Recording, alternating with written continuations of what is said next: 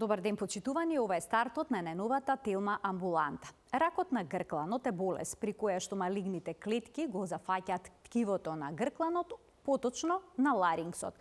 Подоминантно се јавува кај пушачите и кај лицата што конзумираат алкохол, но некои понови истражувања укажуваат дека и одредени вируси би можеле да бидат причинители на оваа болест. Дали карциномот на гркланот секогаш зафаќа само една гласна жица или пак повеќе од нив? Како се манифестира и диагностицира болеста? На кој начин се лекува? Какви се прогнозите односно 5-годишното преживување кај лицата кои што страдаат од оваа болест? Сите овие прашања ќе ги упатиме на почитуваниот професор доктор Никола Николовски, хирург оториноларинголог во Универзитетската клиника за уво, нос и грло во Скопје. Ќе погледнеме блок реклами, а веднаш потоа започува разговорот во студиото.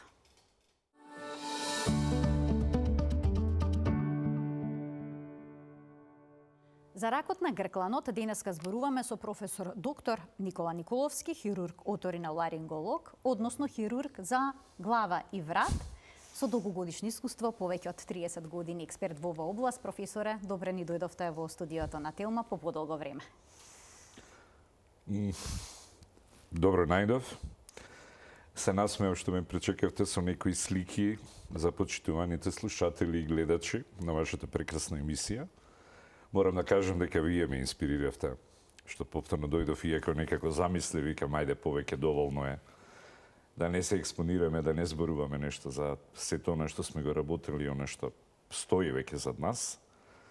Али навистина, од срце ви благодарам што дојдов, се надевам дека на некој начин ќе поттикнеме некои размислувања кај нашите. Знам колку вие гледаат емисијата, знам колку сте популарни, така да навистина се надевам дека ќе уживаме. Двострано, професоре, навистина ми е драго што дојдовте во студиото на Телма и што ќе обработиме една ваква убава тема.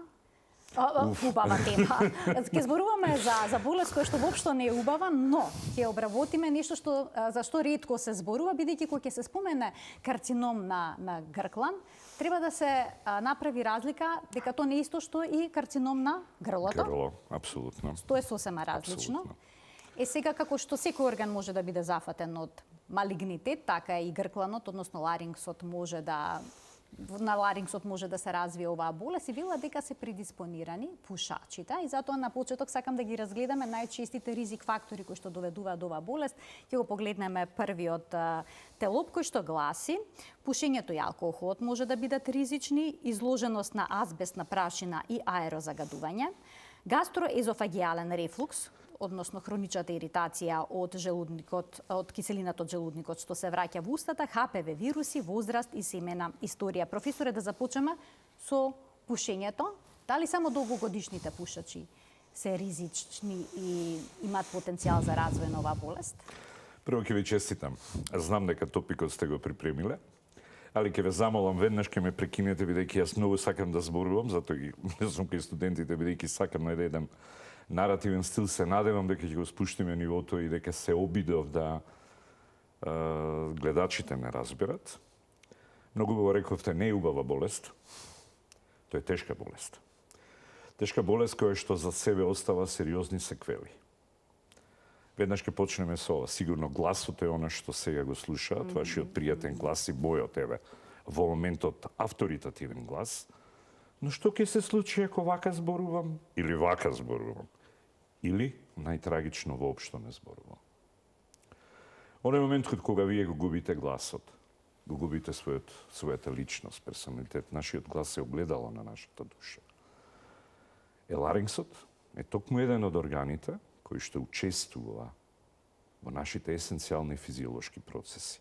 И то не само говорот, кој што е најекспониран. Дишењето, голтањето, заштитната функција. И што ни се случува да поради оваа сериозна болест, ние го губиме. Затоа и сакав на почеток ова емисија си ја посветувам на сите оние пациенти кои што на вистина се борат со неа, се вистински херои кога успеваме заедно со моите колеги да ги излечеме. И токму затоа дојдов, бидејќи вие веднаш во сршта погодувате една од причините и една од Главните мои мотивацијски, на некој начин интервјуов дека покрај вас кој што ќе биде, е токму ова да го споделам. Дали ние можеме да предпоставиме, дали навистина постои во однос на тие статистички параметри за оно што безпрекорно го кажавте. Прво ќе почнеме пушењето. Полудувам дека после нашиот прекрасен закон забрана на пушење во затворени простори ние пак пушиме. За жал. 99,9% анализираните мои пациенти во моето 35 годишно искуство, затоа реков јас и на крај, ако стигнеме, пошто знам дека многу зборувам, пак ќе се извинам, кој ќе збориме за третманот, зашто уште еден топи кај карциномот на ларингс како тешка болест. Неговиот процент на излекување од малите Т1 карциноми, кој што е над 95%, кај Т4 паѓа на мизерни под 30%. Веднаш го спомнавте она страшна дистинкција што се уште луѓето не знаат. Грклан-грло. Да, различни органи, али споени. Екстремно блиски. Во оној момент кога вие хируршки го атакирате гркланот, го атакирате и грлото индиректно.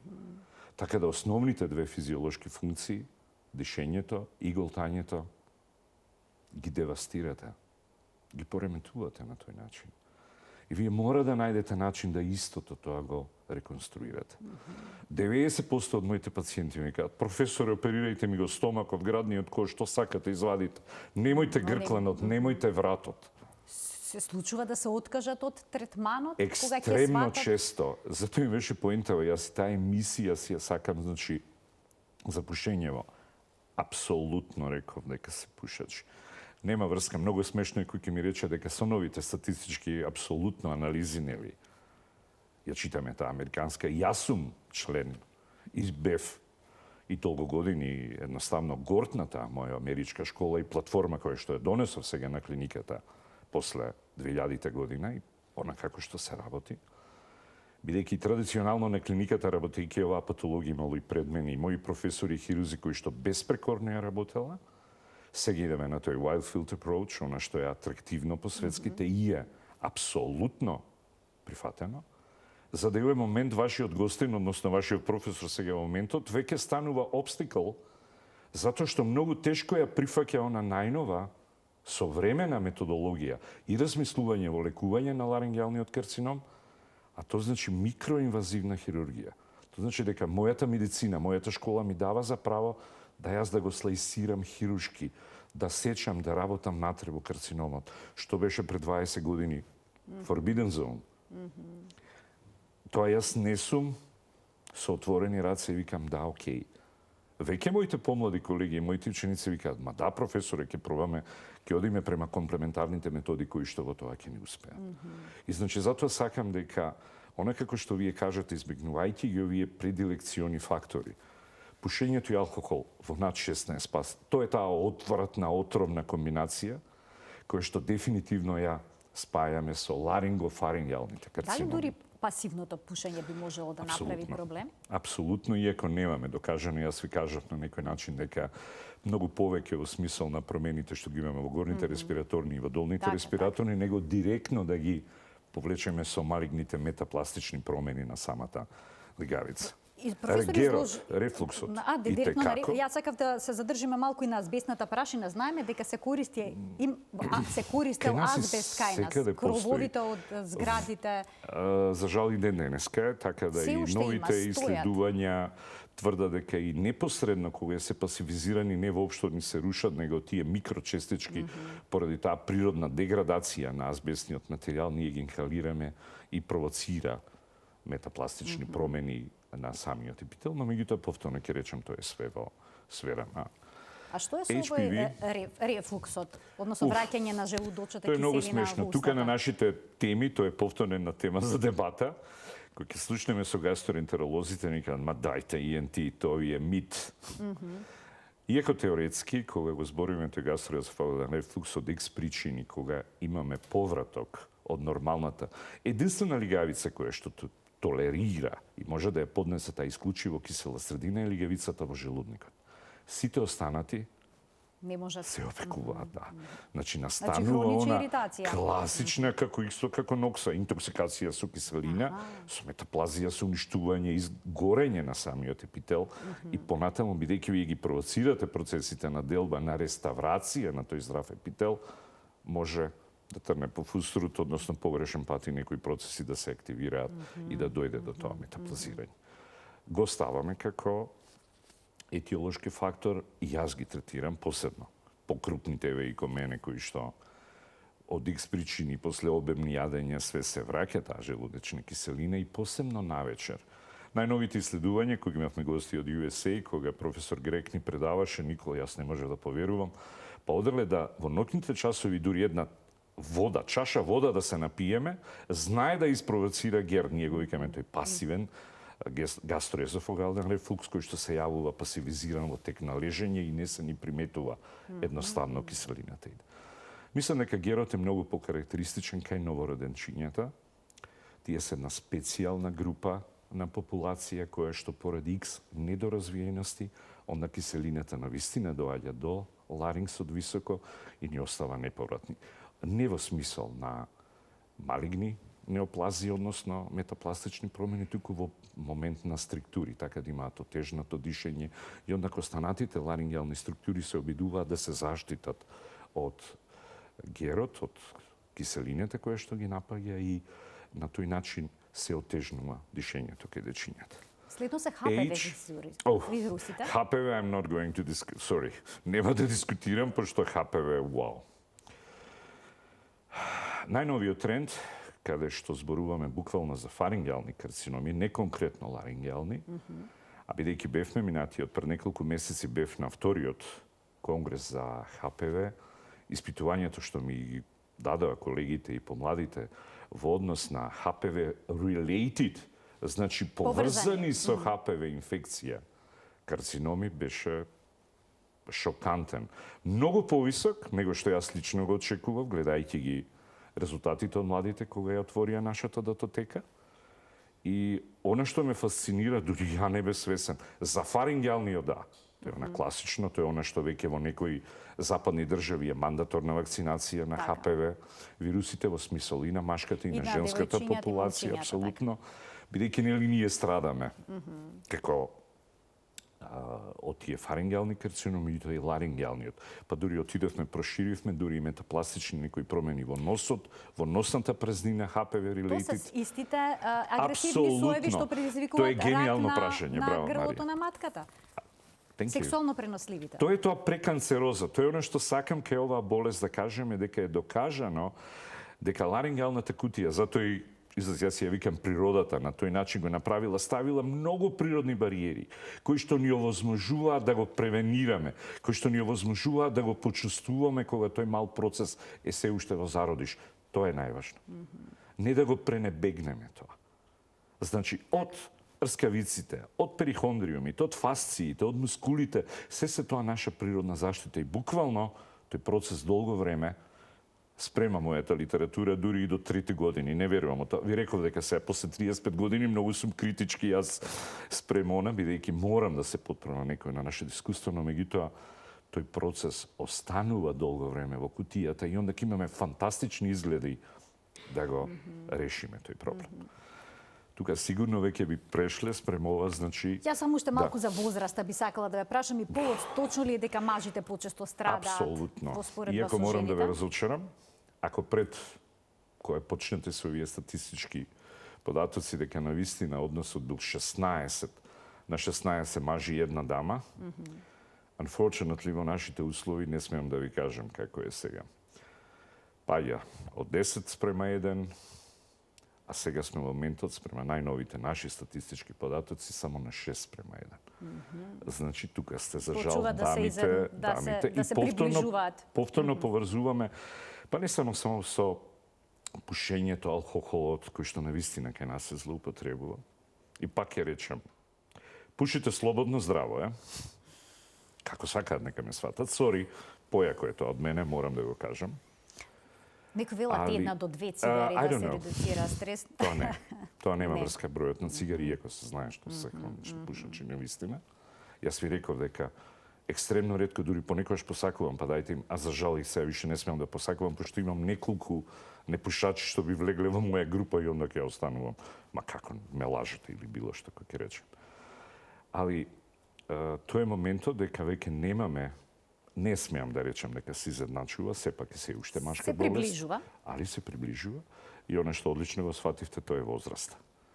Ако претходно беше буквално на 8, 7 и понекогаш 6 деценија во животот, сега веќе сме длабоко спуштени до 3-та деценија, били витумнат. Значи многу порано во однос на порано. Професоре, би сакала да продискутираме за првичните симптоми кои што ги дава оваа болест. Дали секогаш е запатен гласот? Споменавте дека е тоа болест на... Тоа е најважно. Значи, органот за... ние го делиме дидактички. Морам да го поделам како некоја куќа да си го замислиме. Таа ларингална кутија, имате прекрасни слайдови претходно. Затоа ни е поставен централно во вратот. Иако претходно, кај претходните години, ние сега со целата напредок на технологија, ние имаме фантастични услови да го евалуираме. Така да се тоа дека претходно што било една страшна пречка на докторите да го видат, да го визуализираат, да го евалуираат ларингсот како орган. Еве го поставен натре длабоко во нашиот врат, сега веќе не е точно. Така да промените кога ќе се јават во гласовната кутија, во фреймворк. Во бојата на гласот најнапред? Веднаш се јавува. Значи, ало, осетите се, па да извикаме 2-3 пати јако, веќе, ќе засипнеме. И тука дојдовме, затоа морам да ја дадам првата порака за сите дома. Порака на која што навистина ќе реагираме, па добро, ајде, али 3 недели дисфонија, односно пореметување, засипнатост на гласот, кое што трае повеќе од 3 недели. Претходно беше 2, ајде сега додадовме уште една спрема светската. Значи 20. Лекувана или не од мене, трае повеќе. Треба да речете, ало, професоре, ја се уште гласот ми е засипнат. Објаснете ми зошто. Значи, тоа е аларм кој што треба... Мајорен симптом, минимална промена на гласници ви дава промена на глас. Веднаш да не So think about it. освести и да побараме лекарска помош. Апсолутно, посебно кога работиме за тие наши глотични карциноми кои што доминираат во светската популација. Кај нас, како што секогаш е Балкан, мораме да имаме некои своји специфики и ги имаме. Јас сум сигурен на тоа и тоа затоа го зборувам, дека не можеме да одиме спрема протоколите и она што и професорите мои од Америка вика, ник све супер, имаш силен импакт, но меѓутоа многу си строг во однос на протоколите. Да, сакав да поставиме еден ред, каде што не може секој доктор да е Господ. Има правила спрема и тој Господ што треба да се однесува према пациентите. Правила кои што се почитуваат, правила кои што се разгледуваат и се евалуираат. За жал, имаме и простори надгласници и подгласници. И тоа ни се неми зони. Посебно супраглотисот. Тоа е така наречен грепкање во грло, болка во уво, да речеме. Ме шокираш. That's the main thing. Тоа е најнежниот симптом кој што ќе ви каже на момент, па нешто ме греве, професоре, нешто имам. Посебно кога ќе голтам имам рефлексија, болка према увото. Веднаш, како им викам на моите млади студенти, колеги, специјализанти, од 1000 прегледани, 990 да им речете фантастично е, на тие 9-10 луѓе, кај што ќе видите нешто, ќе бидете срекни и горди. Тоа е нашата должност. Тоа е она што мораме во однос на превенцијата да ги фатиме. Да се препознае рано. Бидејќи токму така, зошто сакам да ви кажам? Ако сите светски стандарди ми кажуваат дека од 45 до 60% ми се глотични, значи карциноми фатени во ран стадиум, треба да ви кажам кој е процентот во нашата држава. Каков е? А Т3, Т4 се по 30. Кај нас е над 80, Т3, Т4. По 100. Значи, не ни се ни 20, ајде ке речам, еве, до 30 максимум, Т1 глотични карциноми, кои што имаат процент на излекување од над 95%. И каде што мора да ги излекуваме тие пациенти. Значи, едноставно, тој е на првиот момент каде што буквално веќе го имаме тој сигнал кој што ќе не тера да размислуваме, да внимаваме на себе. Професор, има ли кашлица? Или знаеме ларингитична кашлица, како лаеш, па потоа кај децата, да речеме, се ова стридор, кога имаат ларингитис. Дали и возрастните со карцином на ларингсот би имали и такви симптоми? Апсолутно. Иако збориме за два Сосема различни ентитета сега, значи веќе кога зборуваме за стридор, да им појасниме на публиката, вие то веќе сте медицинарка наша, тоа е нашиот вокабулар. Стридор значи силно отежнато дишење, едноставно дишење. Бидејќи гледате, ние зборуваме, но ми тоа никој од публиката, нити ние меѓу себе го слушаме нашето дишење. Оној момент кога имате човек, не да Боже дете покрај вас, каде што вие јасно го слушате неговото дишење, посебно неговиот вовлекување, спирирање, значи инспириум, кога го земаме воздухот. И јасно, едноставно, е симптом кој што дури тогаш не алармира.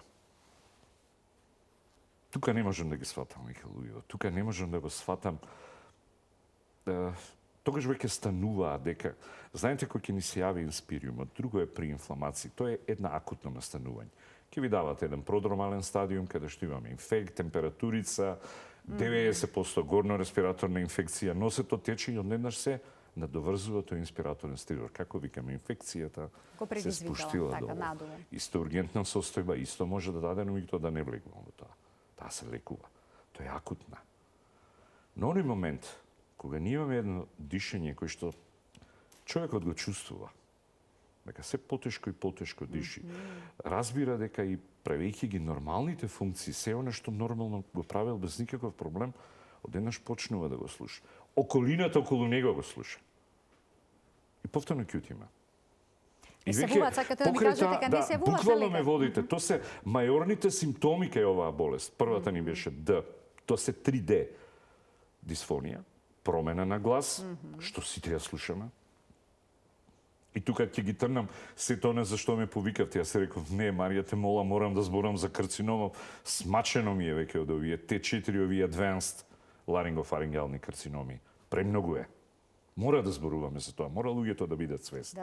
Не смее да се бега од таа вистина, па колку да е одвратна. Вториот е, она што ни го рековте, значи диспнејата. Диспнеја значи отежнато дишење. Имаме стридорозно дишење, тешко дишење. Не зборувам од кој вид, каков е и која тежина тоа е го доволно за веднаш да се јават на лекар. И третото доаѓа, оно што е главно и оно што секогаш полудувам, бидејќи многу ме прашате во однос на анатомијата, гласниците се тие кои што ја даваат првата симптоматологија. Другите структури на ларингсот не го даваат тоа. Него ќе дадат прво тежното дишење и онда комплетно идат према третиот симптом, и онда ќе ви каже пациентот или пациентката, јас не можам да голтам, јас тешко голтам, јас се потешко голтам. Мене таблетите ми застануваат. Морам секој залак да го подбутнам со вода. То се знаци и симптоми кои што на вистина треба да ве алармираат. Надворешно може ли да се забележи нешто на вратот? Да. Тоа е нешто веќе лекарите, ова не можеме за гледачите и за све, тоа е наша медицинска работа и ондак се најнапреднатите карциноми, кога доаѓа до буквална екстериоризација. Мислам дека и уживам кој ќе ги видам оние одвратни слики на пациенти, посебно за пушачите им се обраќам со посебно задоволство. Иронизирам, нормално. Кај што ги имаат, нели, на кутиите на цигари, кои што ги гледаат тие одвратни екстериоризирани карциноми. Тие се почнале внатре, на самата гласница и ме разбирате, ако отиде во тој процес, то се више сосема други, то се patterns of spread, правци каде што се шири процесот, што е наша Ќе проговориме и за начинот на ширење. Прегледот што упфаќа, професоре? Прегледот е многу едноставен. Имаме некои фотографии за ларингоскопија, ако не се лажам, тоа е тоа. Ларингоскопија класична, дајте го тоа, значи може да го погледнеме, значи како изгледа ларингоскопијата. Нема никаква потешкотија, прегледате, сосем елегантен, тој е фибер. Преку носот ги користиме најприродните физиолошки отвори, влегуваме преку нос. Никој овој пациент кој што ларингектомиран, гледате, он веќе поставува и целиот наш сет каде што буквално се гледаат отите. Ова е она што веќе вие сте го правиле, дело за нашата поставеност. Ова е следниот момент, ова нашата е ендоскопска микроларингоскопија. Значи, кога со фибер За неколку секунди ја направиме, ајде ке речеме, еве минута, две. И не е пријатно сите сежат. Ние бебиња гледам, јас новородени на овој начин ги евалуираме. Драматично изгледа, имам и други фотографии кога се влегува внатре. Сигурно и непријатно. Ова е веќе вториот чекор, кога пациентите легнуваме и со поставен наш директоскоп се спуштаме буквално ниво на ларингсот и на самите гласници. Ова е нашата супериорна метода, ова е нашата историја. Каде што пациентот, ова е првиот преглед, ова е болнички преглед. Ова е првата работна дијагноза, ориентациона дијагноза. Следниот е чекор, ако веќе имаме индикации, имаме израстоци, и оние бенигни за кои што од почеток ме повикате полипи, нодули, кантатори, деми, било што е друга патологија, сега збориме за карциномот. Понатаму се третира со ова втората, тоа е ендоскопска, директно ларингоскопија. Значи веќе откако ќе видите некаква промена до тој случај, ги правиме овие интервенции директно во самиот ларингс. Дали тоа ќе биде биопсија, значи тоа е дијагностичка куративна процедура. Ако можам да ја решам ендоскопски, тоа ќе биде идеално, што е фантастично. Би било идеално. Или пак, ако идеме пробаторни биопсии, онда и кога ќе докажеме процесот, одиме према другите методи на лекување. Професор, искусниот оториноларинголог може веднаш да забележи дали се работи за карцином или за некаков едем, нодус на гласната жица. Апсолутно, гениално прашање, that's the main thing, како викаме, различни мајстори. Аспектот и она како вие го доживувате, значи јас не можем и кога зборуваме и кога ќе дојдат, нели, како некој, ајде, познати име кои ќе речат професоре со носот, ја ќе погледнам, ја не работам нос и ќе се насмееме, не. Тука е моментот дека и улогата на докторот, кога правиме ларингоскопија, он треба да себе си се воведе преку фиберот, директно во ларингеалните структури. И она што не е приметливо, она што ја слушал да анамнезата на пациентот, проблемите што ќе му каже истиот, со минималните промени. Јас не можам со око да кажам дали е тоа малигно или не. Или е преканцероза, која што ми дава, нели, адекватно на оние 3 години што ми кажува мојата литература, дека се развива тој процес. Не е тоа така. Али постои еден период во кој што ние можеме да ги спречиме тие работи. И тука е она што е важно, соработката, довербата на пациентот и лекарот помеѓу себе, и посебно кога се работи за папиломи, за некои веќе промени кои што може да ги водат према карциномо, настанувам јас. Сега ќе одиме кај тој метикулозен, екстремно внимателен фоллоуап, следење. Тоа значи дека да ни се повреќе. Јако ќе видам, леле, овој пак дошол, леле, вика, пак ќе одам кај тој доктор да ме гледа, повторно ќе ми збори нешто. Али тоа е принципот и тоа е протокол. Кога го правиме тој внимателен фоллоуап. За сето она да го определиме. А претходната ендоскопија, претходната директна микроларингоскопија, кога пациентот во анестезија, ќе ни дозволи и ќе ни го потврди она што веќе ме прашате. Дали е малигно, дали е преканцероза, дали е бенигно. И спрема тоа ќе се ориентира. Дали на секој карцином на гркланот му претходи преканцероза? Не. Не? Не, можеме директно. Преканцерозите се еден посебен ентитет кој што многу адекватно на она што веќе знам дека го имате големото искуство со утерусот и со она што ќе биде апсолутно, да. И она што исто кај дамите, ларингсот исто постои кој ќе ги фатиме тие кератотични промени, ние многу малце внимаваме на нашата вокална хигиена. Во кој смисол? Значи ние го злоупотребуваме гласот.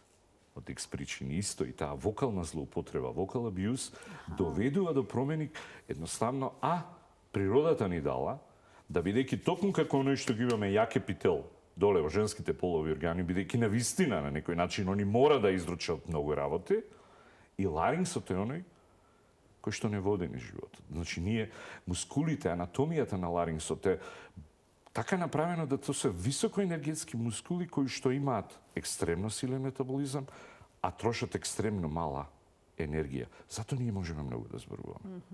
Буквално како некој псевдо перпетум мобиле. Но не може да не остават последиците и отварање и затварање на гласниците. Значи, доколку премногу гласно зборуваме, и onda ќе дојде, како е, кога се удираме, ќе дојде прво црвенило, понатаму ќе почне едем да се задебелува местото. Вие, ако јас почнам да ве удирам, а немате нервни завршетоци, нема да сваќате. Немаме нервни завршетоци во гркланот. Не сме свесни кога сме претерале. Кои што ќе ни сигнализираат. поради нашата прекомерна гласовна злоупотреба, дека имаме болка. Ке не се јави, то се други сега. Не дека немаме нерви, далеко од тоа глупости, но меѓутоа директно кои што ни кажуваат, хало, внимавај малце, премногу, неправилно збориш и премногу ме користиш. I do have a problem. Или ти имаш некаква крајна инстанца, пак ти со мене кој ќе дојдеш. Така да, промените метаплазијата и тоа е она што не воведува. Тоа е она каде што медицината се обидува длабоко. Тука дојдовме до есенцијата на малигномот. Бидејќи ние никако не може да го фатиме кој тој тригер што ќе рече одам према овој одвратен правец. Милион испитувања, тоа е комплексно. Да, супресор, малигни супресор ген кои што се појавуваат. Бидејќи ние цело време нашите клетки се делат, изумираат и се раѓаат. Ние перманентно сме во тој процес на реставрација и возобновување. Кога ќе трнеме према. И затоа ги третираме теоретски дека ноксите се тие што не ни дозволува да тој епител биде прав, убав, елегантен. Јас како им кажувам, кои ќе ги видам гласниците треба да ми видат чисти сјајни како мермер, а не смеа да видат како турска калдарма.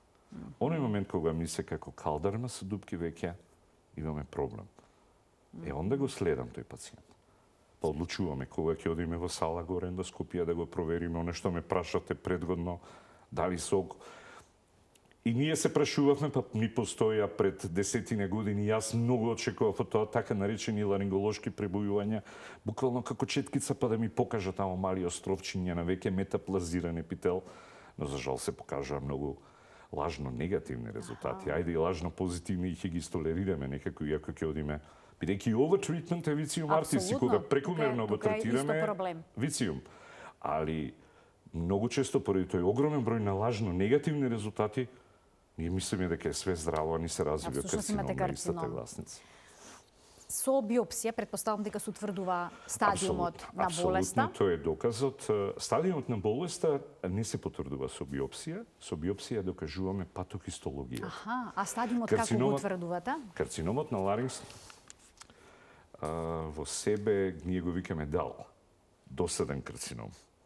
Спрема литературата, јас мрзам да го кажам, тој процент од 98%, али мислам дека тој е планоцелуларен карцином, значи сквамос цел карцином од овие плочасти, јаки клетки кои што треба да не се менуваат и никако да не зезаат во животот, него баш да не издржа до крај на животот од раѓање, па до смрт. Али ни го кажува патохистолошките карактеристики, значи биологијата на тој, типот на тој карцином може да е сарком, исто други мал хондросарком од другите ткива кои што ги имаме, но тие се многу поретки, под 1% реално. И она што ме прашавте, што е брилјантно, тоа е мојот најголем импакт, кој што сакав и она што ми беше како зароди, што ми беше идеја кога се вратив во далечната Башко, се вратив и мислев, повеќе ќе зборуваме тогаш на почетоците, па зборевме за крајници кога гостував пред толку време на вашата емисија и све, беше лудница. Да, за тонзили кога зборуваме, тоа беше бев млад хирург, да, тоа беше и работа. Во магазин за родителство се зборува за тоа, професоре. И тоа е она дека правиот адекватен предоперативен стейджинг. Значи, вие кога ќе ја видите правата експанзија, кој ќе видите правата големина, волумен, продор во длабоките структури, едноставно ќе го согледате комплетно, ќе го опишете во 3D. Целиот процес, онда ќе го изберете екзактниот третман. И онда ќе добиете совршен резултат. Дали е така? Не е. А не е баш така? Да. Еден од главните топици сега на нашите раундтейбли, што лекувањето, Да Винчи, роботската хирургија, точно формирана за ларингеалната хирургија. Каде што ние со џојстици, кој бев на моето последно гостување во Питсбург, седевме јас, мојот колега, нормално младите компјутерџи, каде што сме ние веќе буквално ние од Метузалеми во однос на џојстици и на игрите кои што ги играат, седи во кабината. Да Винчи е веќе комплетно ставен со своите армс и камери кои што му помагаат на колегата да работи, а ние кога ја ги сето тоа го контролираме. Исто така, не ни ги даде резултатите, затоа што кога зборуваме вака и кога тврдам дека екзактна, фантастична предоперативна еволуација и јасно детерминиран третман кој што проблемот го решава, ќе имаме совршен ауткам. За жал, во светски рамки зборувам, процентот на лекување на ларингеалниот карцином опаѓа. Unexplainable. Така, што не би се очекувало покрај се тоа што го појаснувате, покрај целиот напредок во медицината и во технологијата. Наспроти, екзактната, знаете дека ние составен дел со нашата клиниката за онкологија. Значи, една плејада на фантастични авторитети кои што таму водеа, почнувајќи еве сега веќе во пензија, мојата голема пријателка и фантастичен авторитет, професор Валентина Крстевска, сега младава што докторираше, кај што јас бев исто во комисијата и уживам, бидејќи на вистина по тие некои неизини модалитети мора да продолжи најновата 3D конформална радиотерапија, бидејќи тоа е на втората арм, вториот начин на лекување што ми го бараат пациентите, бидејќи лекување со зрачење значи organ preservation, ќе им го сочувате ларингсот. Но некои се плашат од зрачењето да не се направи уште поголема штета. Добро, да, не може да се направи, но меѓутоа зрачењето остава сериозни секвели, после тоа функцијата се губи, гласот е неверзибилно променет и реверзибилно променет. И за жал, ако остане, повторно имаме резидуа од туморскиот процес, онак оперативната или така наречена salvage surgery, спасоносна хирургија која што де факто мора да ја реализирате кај тие луѓе поради компликациите од променетот од КИО. Разбирате, тоа е радиотерапија, тоа е зрачење, вие ако не ви е контролирано и точно не ви е сето тоа форматирано и нормирано со по правила кои што ги работат колегите на онкологија, вие можете слободно да го биете човекот. Така да новите методи, сега баш она што зборуваше колешката, тоа се 3D со баст техника да буквално на самиот процес и ондак повторно доаѓа на нашено што ми го спомнавте дека вие мора добро како хирург да го опишете местото, да ја означите локацијата, за да колегите после на онкологија точно тука го напаѓат и околното. Професорот, кога ќе се направи операција, ќе се отстрани туморот, дел од ларингсот, некогаш целиот ларингс, така? Тоа се зависи од стејджингот. Имаме Т1, Т2, степенот Т3, тако на развојот на болеста. Ке има ли пациентот проблем со голтање? Апсолутно. Како ќе се храни потоа? Тоа не се главните проблеми, тоа е главниот проблем.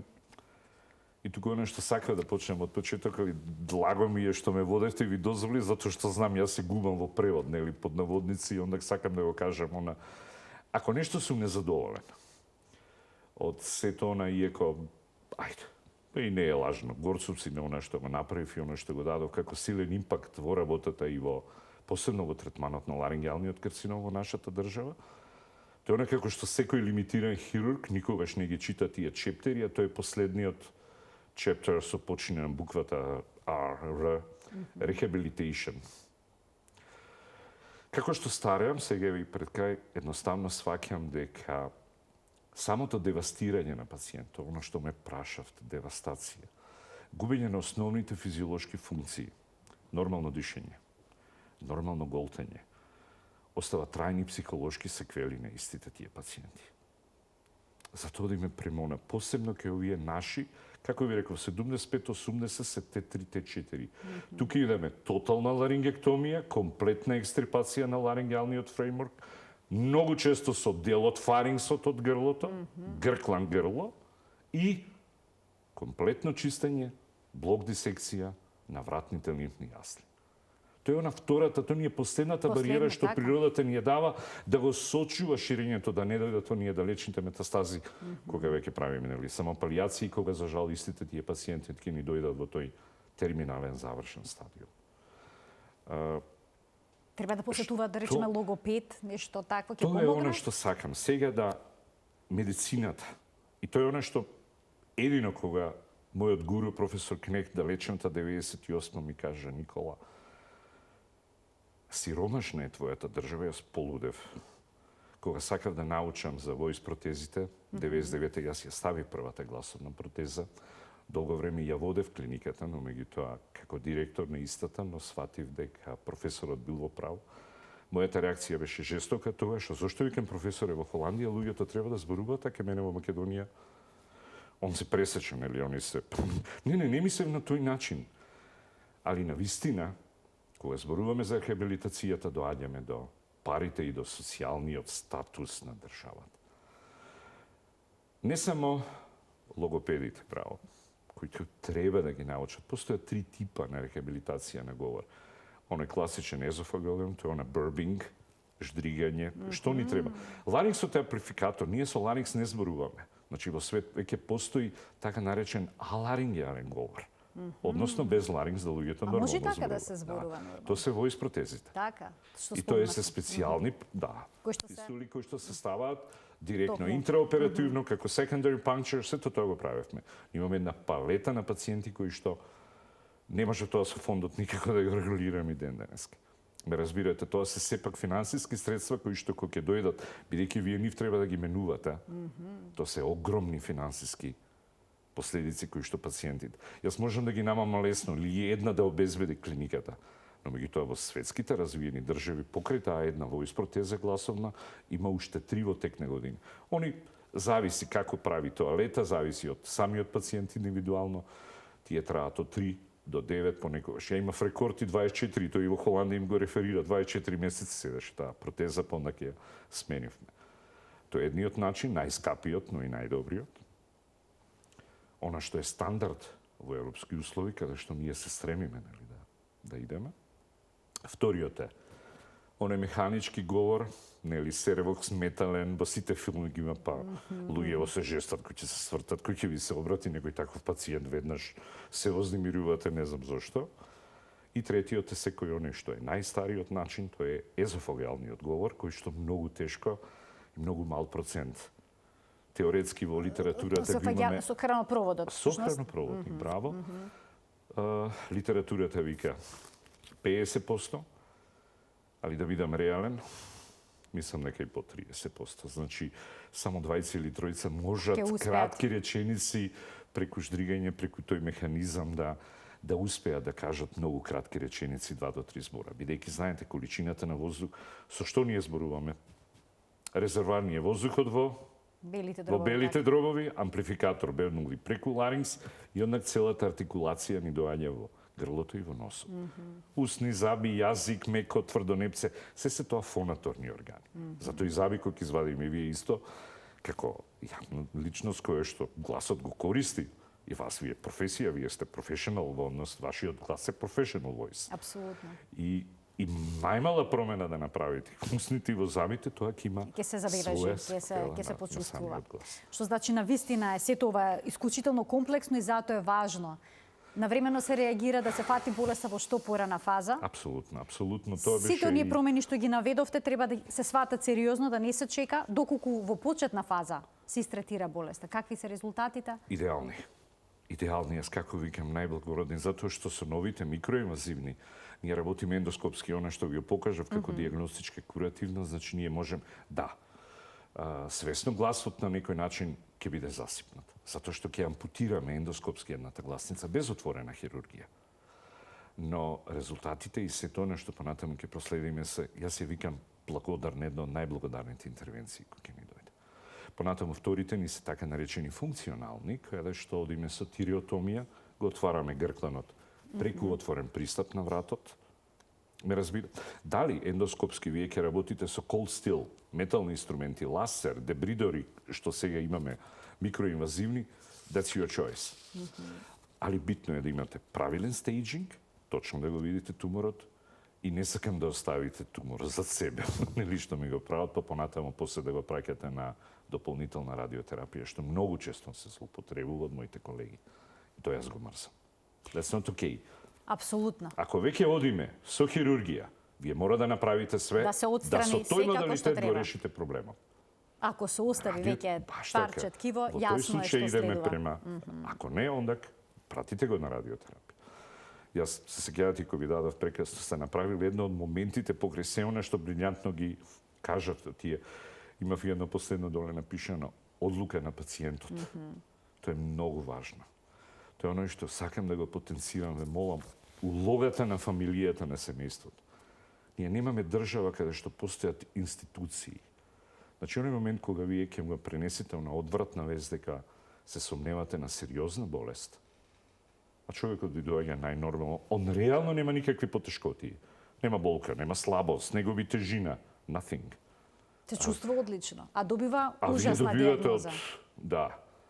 фигура ко мене и му вика, вие сте сериозно болен. И онда доаѓаат до оние фази. Затоа и сакам да ги подсетам. Па и за сите широ. Значи имаме и некои нормални реакции кај сите нас, вклучувајќи ме мене кој што сум 35 години онколог. Тоа значи фаза на негирање. Што зборува? Фаза на бес. Фаза на гнев.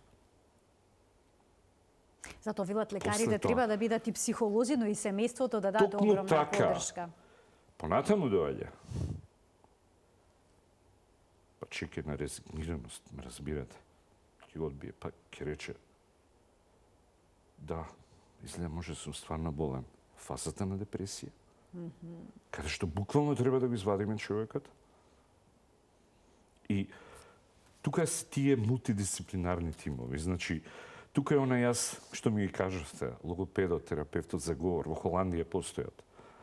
Терапевт за голтање, за дишење, за говор. Да ја вратиме мирисот, бидејќи носот ни е афункционален, ние дишиме од вештачка дупка отворена во средина на врат.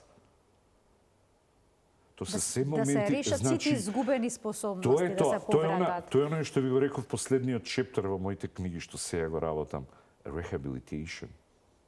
Која што е исклучена важна, рехабилитацијата, токму така е есенција.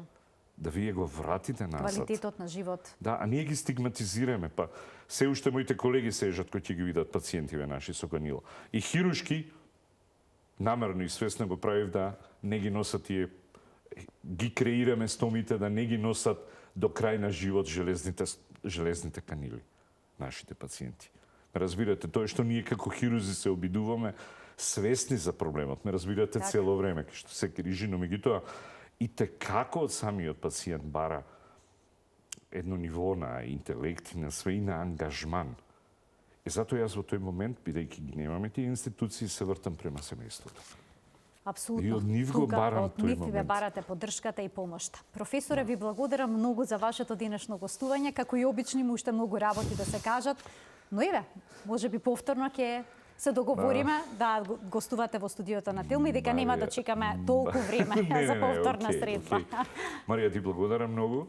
Дојдов лично, драго ми е што сум пак гостин во Телма, телевизија што ја почитувам. Ја се уште мислам дека сум млад, па земам едно дежурство во месецот, тоа ми е сабота, и ондак пошто малце гледам, едина национална телевизија што ја следам е вашата, посебно ќе си го пофалам, филмскиот програм. Ми се бендисува, ги забравив нови европски филмови и се тоа, така да големо задоволство ми беше што бев тука.